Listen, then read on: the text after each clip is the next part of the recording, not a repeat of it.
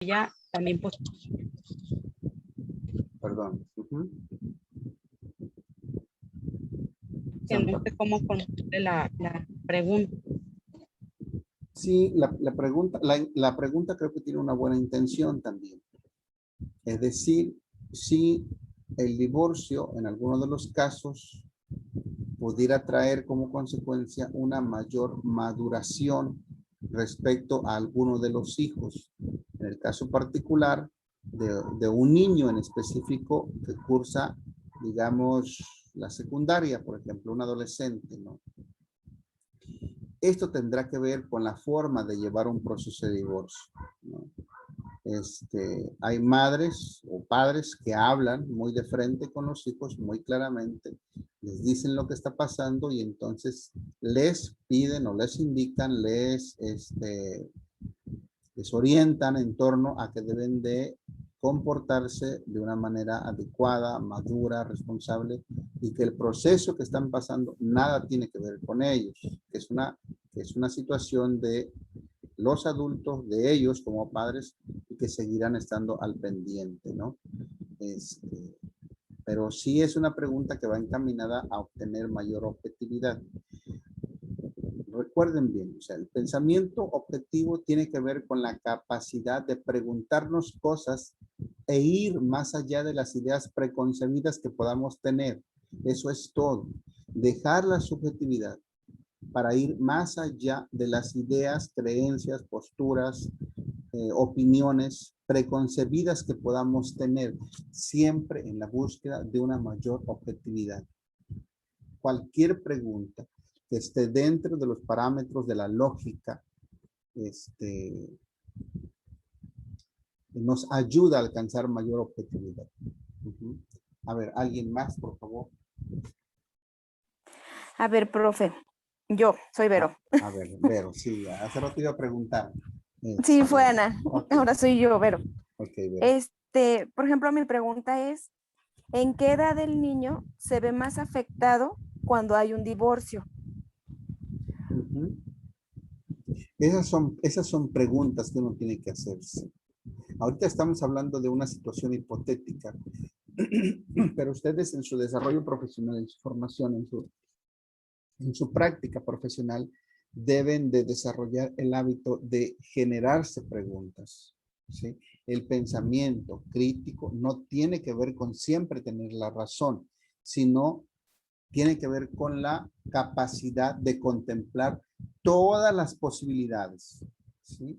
Y esto implica el poder generarse preguntas. Leí una frase de estas que transitan en las redes, ¿no? Que decía, el engaño más grande que puede sufrir una persona es el de sus propias ideas. Y me pareció interesante, porque aún uno tiene que estar en constante cuestionamiento, análisis, preguntas de nuestras propias ideas. Preguntarnos en qué edad ¿cómo fue la pregunta? Vero, perdón, si me fue. ¿En qué edad el niño se ve más afectada cuando hay un divorcio? Porque como por ejemplo, bueno, no sé, nosotros como maestras que somos del preescolar, pues nos damos cuenta cuando el niño está distraído o está muy agresivo o algo así. Y por ejemplo, hay quien dice, es que no le afecta tanto porque está muy pequeño, pero dicen, les afecta cuando están en la adolescencia. Entonces es cuando yo digo, o sea, no nada más le afecta a un niño en la adolescencia, yo pienso que le afecta desde un niño pequeño hasta un niño grande. Ahí habría que ver. Pero lo demuestran de diferente forma. De diferente forma. Sí, habría que ver cuál es el efecto que tiene a determinadas edades, ¿no?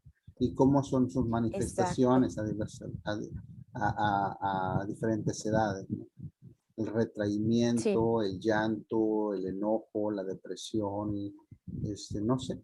La agresividad de repente. Agresividad, ¿no? Sí, habría que entender estos parámetros de reacciones ante una posible situación de divorcio para, digamos, tener una idea más clara de cómo, de qué comportamiento puede en los niños o en el estudiante puede estar reflejando una cierta situación, ¿no?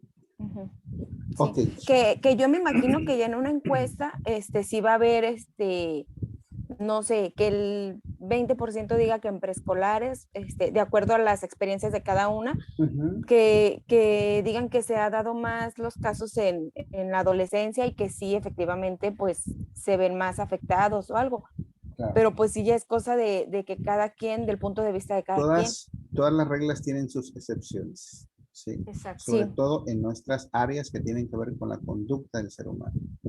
Recuerden bien, exacto. cuando hablamos de la naturaleza del objeto de estudio, nuestros objetos de estudio que tienen que ver con la conducta del ser humano son no podemos establecer leyes como tales. Eso es de las ciencias exactas. Acá establecemos posturas teóricas, establecemos opiniones lógicas, ¿no? Académicas, pero no se establecen leyes. Es decir, por ejemplo, eh, todos los niños que pasan por un proceso, que sus padres pasan por un proceso de divorcio, van a presentar depresión. No, o sea, habrá niños que no, o sea, o todos los niños serán afectados que pasan por un proceso de divorcio de sus padres, serán afectados en su aprendizaje escolar. No, no todos, o sea, acá podemos teorizar y podemos encontrar un gran sinnúmero de respuestas, pero para poder encontrarlas tenemos que saber formular preguntas, no quedarnos con las ideas preconcebidas que podamos tener. ¿Alguien más? Una o dos preguntas Yo, más y profe, terminamos. A ver, dígame. ante un divorcio, los niños fomentan la sinceridad. No sé si esté bien argumentada. A ver, ¿fomentan qué? Fomentan la sinceridad. Ante un divorcio, los niños fomentan la sinceridad. Es decir, ¿tienden a ser más sinceros o piden más sinceridad por parte de los padres? Bueno, en este caso yo me enfoqué más como que el niño sea más sincero. O sea, ante una situación así, Ujú.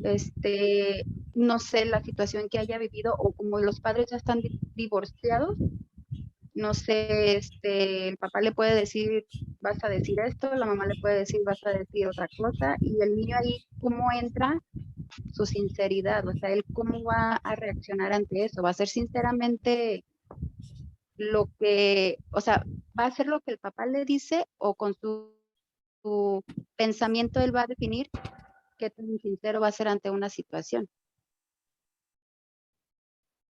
Ah, sí, la pregunta está... Recuerden que cuando hablamos de objetividad hablamos de casos específicos, no hablamos de la generalidad de todos los niños. Hablamos de casos específicos y puede darse que en un caso, de una situación de divorcio, el niño, eso es lo que les preguntaba hace rato, ¿qué le representa a un niño determinado una situación de divorcio de sus padres? Es probable que haya algunos casos donde el niño de pronto, digamos, que ante una situación de divorcio, él de alguna manera perciba, piense, observe que que hubo probablemente una carencia de sinceridad, ¿no? Y entonces haya como una formación reactiva, decimos en psicología, ¿no? Donde él promueva, desarrolle, ¿no? Una mayor sinceridad, porque de pronto se da cuenta que la falta de sinceridad choca con algo de sus valores que él está desarrollando, ¿no? Que algo en esa maduración que él está alcanzando, ¿no?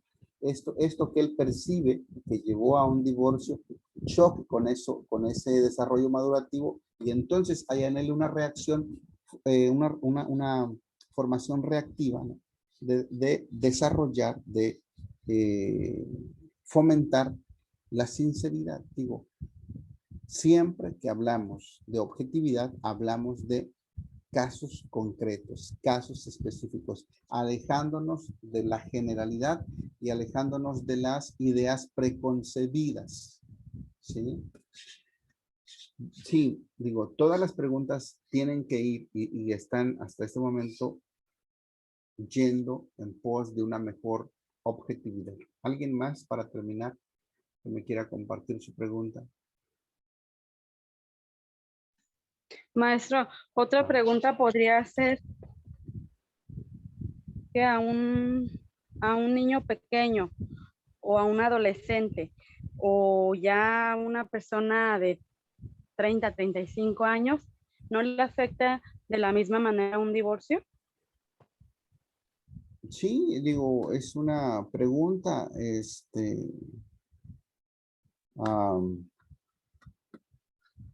es una pregunta, digamos, muy general, ¿no? Y claramente hoy los estudios, los autores y las propuestas, ¿no?, que hacen los autores nos dicen que efectivamente los seres humanos, al ser diferentes los unos a los otros, no tenemos los mismos efectos. Más allá del criterio de la edad, ¿no? A todos los seres humanos nos afecta diferente cualquier evento. El divorcio, la muerte, la vida misma, todo nos afecta de manera diferente, independiente y más allá del criterio de la edad, ¿no? La escuela, ¿sí? La imagen o la representación de una maestra, ¿no? Digo, varias de ustedes trabajan como educadoras o en la docencia, ¿no? Y lo que representa una maestra para un niño puede representar de manera diferente para otro niño, ¿no? No sé, digo, pero más allá del criterio de la edad es la condición de ser individuos, individualidades, ¿no? Que percibimos la vida en general y los aspectos de esta de diferente manera. No sé, ¿alguien más ya para terminar? Yo, profe. A ver, dígame. ¿Qué pueden hacer los papás ante una situación negativa por parte del niño ante la noticia del divorcio? ¿Qué pueden hacer los papás ante una reacción negativa del niño cuando se ve ante una situación de divorcio? Esa es una pregunta, es también una buena pregunta, porque está buscando de manera objetiva, ¿no?, digamos, la vía, la solución a una posible reacción del niño. Lo que se trata aquí, hablando del pensamiento crítico, es no quedarnos con las ideas preconcebidas. El pensamiento crítico se encamina hacia la objetividad a través de las preguntas y se encamina al pensamiento crítico a través de las preguntas. Más allá de las ideas que podamos tener como personas que somos en un medio sociocultural, ¿no? Más allá de las preconcepciones, de las opiniones que pueden ser académicas o pueden ser de corte religioso, pueden ser de corte cultural, sociocultural. Más allá de todas esas ideas, nosotros como profesionistas de la educación tenemos que desarrollar la habilidad para generar preguntas que nos encaminen a la objetividad y al pensamiento crítico. ¿Sale? ¿Alguna pregunta, comentario? Nos vemos la próxima clase, el próximo sábado. Gracias. Gracias, profe. Estén muy bien, Gracias, cuídense profe. mucho. Recuerden que creo que ya en Jalisco estamos en código naranja otra vez. Gracias, profe. ¿Quién me faltó Por por ahí? naranja. Irving. Hoy no nos platicó nada Irving, por ahí escuché como tú. Es que se me estuvo yendo el internet, profe, ya me conecté bien tarde. Está bien, muy bien. Saludos para todos, cuídense. Igualmente. Gracias, profe. profe, igualmente. Igualmente, Hasta profe, que luego. esté bien.